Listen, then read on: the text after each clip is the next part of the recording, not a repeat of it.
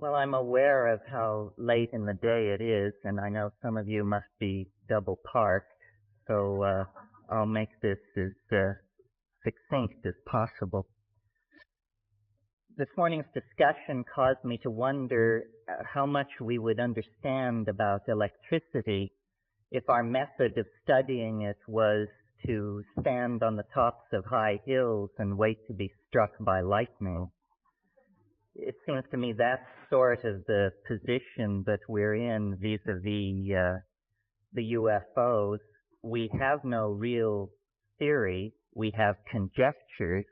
We have fiercely defended hypotheses, but we have very little that is concrete to go on. It's almost as though the issue of the UFO were an onion, and as we peel the layers of the onion, we discover when we get to the center that there is nothing there whatsoever left. It reminds me that if you cross an onion with a UFO, what you get is a flying saucer that brings tears to your eyes. And so what I would like to do is, just based on the notes I took today, to review what the options available to us are in terms of trying to get some kind of intellectual handle on this phenomenon, and I'll move through them rather quickly. One possibility that I suppose is now out of fashion because it wasn't mentioned here today, other than what Jacques said about ball lightning and plasmas, is that the UFOs are somehow natural phenomena, perhaps piezoelectric forces that have an ability to interact with the delicate electrochemical machinery of the human nervous system to create an impression of hallucination or visitation or abduction. That's one possibility. The more serious contenders as explanations, I think, fall into three categories. Is it us? Are we being visited? Or is there another tenant in the building that we are unaware of? And my own feeling about this tends to vacillate. I have had contact experiences. I have seen a UFO very close. I have met with entities from other dimensions, and it has not impelled me to take a strong position. I paid very close attention when these experiences were happening to me, and there always seem to be loose ends that argue against whatever hypothesis seems currently most attractive. And though Jacques didn't mention it today, I recall in his book, The Invisible College, he stressed the absurdity that seems to attend the contact experience, that if the contactee will truly tell the unvarnished truth, then there will be elements in the story which will make the contactee look like a moron. In other words, the invalidation of the experience is an inimical part of its structure, almost as though the entities were saying, well, you may tell this story if you wish, but if you tell it truthfully, you'll be taken for a fool. Well, there's nothing wrong with being taken for a fool, except that it does seal the phenomenon rather nicely away from the very sober ladies and gentlemen who are making their careers in some branch of science. They are not interested in investigating the kinky, the anecdotal, the possibly pathological. In preparation for this conference, I reread Carl Jung's book published in 1954 called Flying Saucers, A Modern Myth of Things Seen in the Sky. And to my mind, no one has really gone beyond Jung. He understood very clearly that saying that something is a denizen of the psychic realm no way precludes its also having efficacious force in the physical realm through the phenomenon which he called synchronicity. Some of the points which Jacques made today about the nature of the medical examinations that are reported, they are absurd. They are unnecessary to be performed at our level of technology, let alone any future more advanced level that we might be asked to believe in. So if the UFO phenomenon is something that is coming from us, then what is it and what is it for? And I've given a good deal of thought to this question over the years because I tend to lean toward the notion that the UFO problem, like many subtle problems, is haunted by our own naivete concerning language. If I were to randomly choose, and don't worry, I shan't, 5 of you to come up here, and each one of you would have 40 seconds to explain to the rest of us what an atom is, it would be preposterous. None of us know. I doubt there's a person in this room who can give an account of the atom that tallies with the quote-unquote orthodox description of the atom. So there is a curious fuzziness about the most mundane parts of reality when we really attempt to magnify and understand them in the clear light of consciousness. How much more ambiguity there is then, naturally, attendant upon the examination of any kind of phenomena which are rare or tend to be fringy. So it isn't a matter of achieving consensus over the UFO. We can't even achieve consensus about what constitutes a decent souffle. So this passionate desire to drag us all under the umbrella of a single explanation is, I think, missing the point. To my mind, if the UFO phenomena is something arising out of the superego of the human psychic organization, then we should ask why. What is it doing? And I don't want to sound like a public relations agent for Jacques Vallée, but to my mind, with the exception of Jung, Jacques is the only commentator on the phenomenon who has really pushed the frontier back. To my mind, in the Invisible College, when Vallée says, in looking at the effect, not asking the question, what is it, but what does it do, you very quickly see what the flying saucers are doing. What they are doing is eroding faith in science.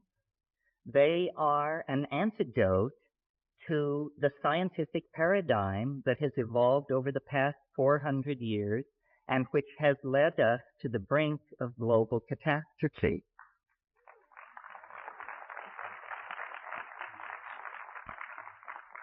So the notion being developed here is that within the structure of the human psyche, there is something like a governor, something like a monitoring circuit, which when a society begins to evolve in a pathological or lethal direction, phenomena can be induced not by the egos of men and women, not by their institutions, but by the overmind, the collectivity of the human species.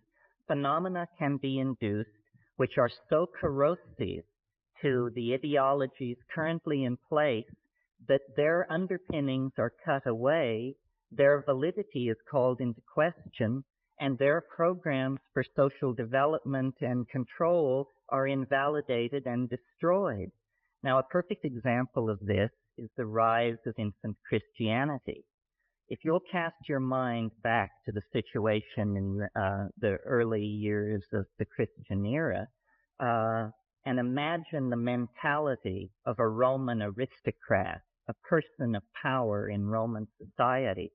Their physics is drawn from democracy and atomism. In other words, they are thoroughgoing materialists. Their social theory is drawn from Epictetus and Plato. They are, in fact, extremely modern people by our own standards. However, among the gardeners and kitchen help and stable boys, there is news of a momentous event in the Middle East. A Jewish rabbi has triumphed over death and risen after 3 days in the tomb. Should the master of a Roman household have caught wind of this kind of superstitious talk among the help, he would have just dismissed it with a sneer. What a preposterous idea. And it is a preposterous idea. Nevertheless, the fact that an idea is preposterous has never held it back from making zealous converts. And within 120 years after the Annunciation of the birth of Christianity, its missionaries were beating on the gates of Rome, attempting to convert the emperor.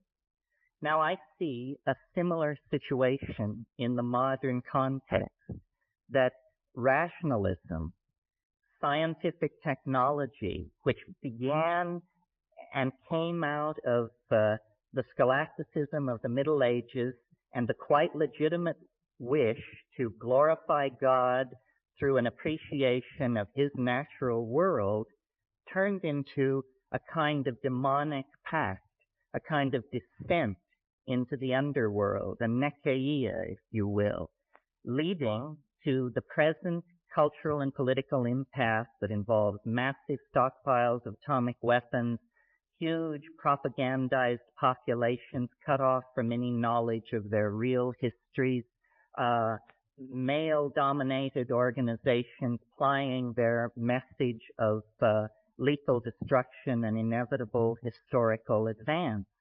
And into this situation comes suddenly an anomaly, something which cannot be explained. I believe that that is the purpose of the UFO, to inject uncertainty into the male-dominated, paternalistic, rational, solar myth under which we are suffering.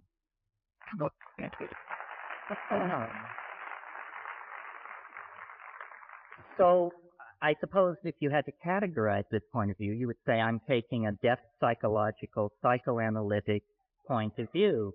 What I'm saying is that the UFO is nothing more than an assertion of herself by the goddess into history, saying to science and paternalistically governed and driven organizations, you have gone far enough.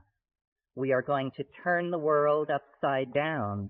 Your science is going to be shown up for what it is, nothing more than a pleasant metaphor usefully extrapolated into the production of toys for healthy children.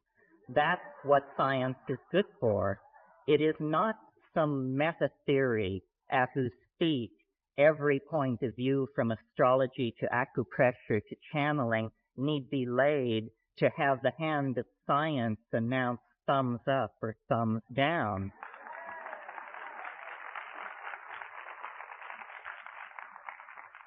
Now, there is another possibility which can be dovetailed into the first.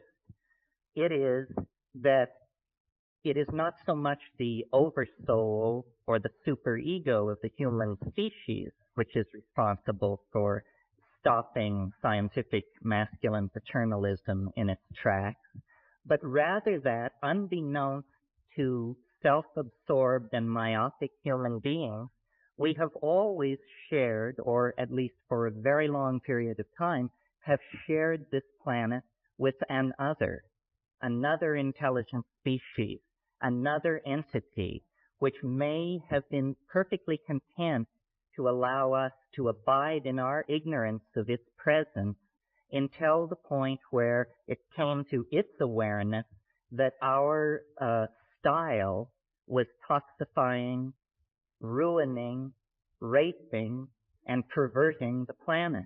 And at that point, this thing springs into action with similar end results as the previous scenario, the invocation of the superego.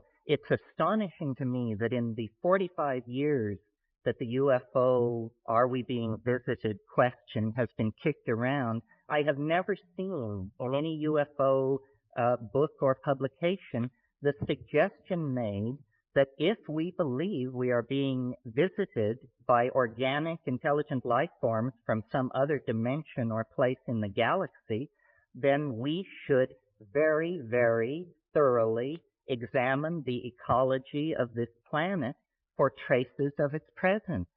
What assurance do we have that the several million life forms that we know to exist on this planet all evolved here? Do we have any assurance? There are ways to gain that assurance by doing comparative DNA sequencing and this sort of thing.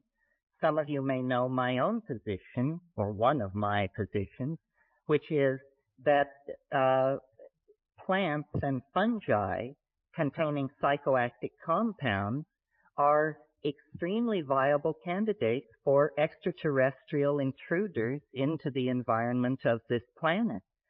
And this is not to put down Whitley's story, which is a very interesting story, but had he prefaced his story with the comment that before it all happened, he took 5 grams of mushrooms, I doubt he could have sold it to his mother. Because in the world where mushrooms and other psychedelic plants are imbibed, such stories are commonplace. No big deal. So I'm always amused by UFO investigators and compilers of data who will tell you, well, the first thing we did is we got rid of all the stories told by anybody who was intoxicated on anything. It seems to me that move has probably absolutely precluded any possibility of understanding what is going on. You see, culture is something that we wear like clothes. We're very much at ease with culture. Our mind is very much at ease with culture, and we gather the language of a given culture around us. Culture is the mind unperturbed. When a shaman or an ecstatic visionary goes into the wilderness and through ordeal or yogic practice or breath control or the taking of a psychoactive substance perturbs the mind, then we see what the mind is out naked, undressed from the clothing of language and convention.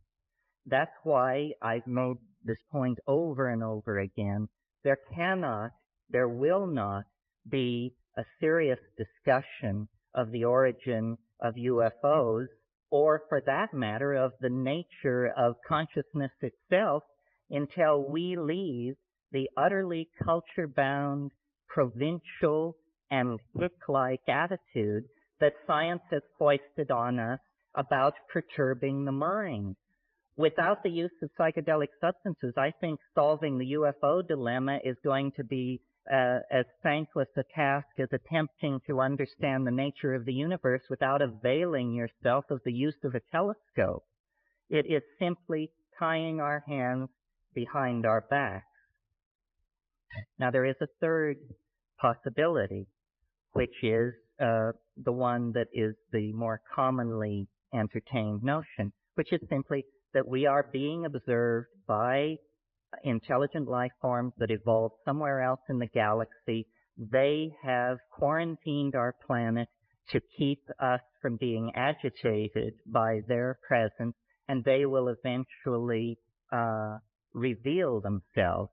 I find this an extremely odious notion, especially the part about how much chaos there will be if the truth is ever revealed. This is nothing more than the reassertion of masculine paternalism, its right to keep secrets from the rest of us, its belief that there is a privileged all-male class of people who can be let in on what's really going on, and the rest of us, poor dears, has to be shielded from these tremendously shocking facts. I discussed this once with an entity, and it said to me, well, you know, we've disguised ourselves as an extraterrestrial invasion so as to not alarm people with what's really going on. We're getting close to the end, folks. There is a fourth possibility, which I mention only in the interest of thoroughness, which is that these entities and their vehicles are not spacecraft at all, but are in some sense time craft, and that we may be the tremendous sense of empathy with these quite physically unusual beings may arise out of the fact that we're looking into the faces of our great-great-great-grandchildren, who may be emanating back through time, carrying the message, a message about some sort of future event or situation that lies many centuries downstream from us, but that is of such import that from that point, agents are moving backward and possibly forward through time, spreading the news of some kind of mode shift. This doesn't seem to me to be impossible. However, based on my own experience, which is what I think this thing really comes down to, because what we have in the UFO issue is an official position supported by scientists, whether they be Neanderthal right-wingers or doctrinaire Marxists or whatever, a conspiracy of consensus against the personal experiences of individual human beings who are told, well, what you're saying happened to you can't have happened. You are insane, you are mentally ill, you are mistaken. So what we really have here is a political issue. Which do you believe? Your perceptions, memories, and expectations aided by your intellect, or some kind of utterly abstract, official, doctrinaire, sexist philosophy laid on from above? So I think really what the saucers do, if you accept their presence, is they empower us. They empower us to see science for the shell game that it is, to see the past 400 years of Western culture for the pathetic narrowing of the spectrum of allowable phenomena that it is, to the point where people think that if you can't bang on something with a hammer, it isn't real, which to me is just wild talk. I can't even imagine where that kind of just thing is coming from. So I think, and I'll just leave you with this final thought, that in lieu of the repression, and it is a repression throughout this century, of legitimately available ways of exploring the modalities of consciousness, and by that I mean psychoactive compounds, the repression of those compounds and their use by science has created a neurotic energy dynamic in the mass psyche, and the mass psyche has begun to hallucinate because the destiny of human beings is to live in the imagination in the hands of the goddess. And wherever that thrust is impeded, psychopathy will result. There will be neurosis. There will be psychic epidemic. There will be confusion.